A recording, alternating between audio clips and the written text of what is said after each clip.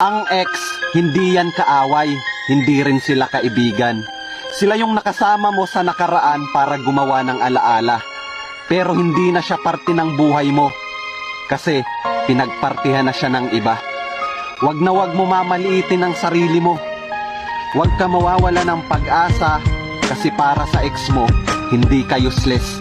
Kaya ka nga ginamit eh. Sila yung dahilan kung bakit ka nasaktan ng sobra at naubos ang iyong pera. Yung iba gagamitin ka pa ng tropa para mailibre sila. Wag na wag ka manghihinayang sa ex mo. Kasi yung pera, kikitain mo pa yan. Yung ex mo, kikituin na ng iba yan. Wag kang manghinayang sa nakaraan. Kung dati sinasabihan ka ng ex mo na mag-ingat ka palagi kasi iiwan ka rin niya sa kasalukuyan. Yan din ang dahilan kung bakit natuto tayo ng sobra sa pakikipagrelasyon. Kaya kung babalik man siya, wag mo nang tanggapin.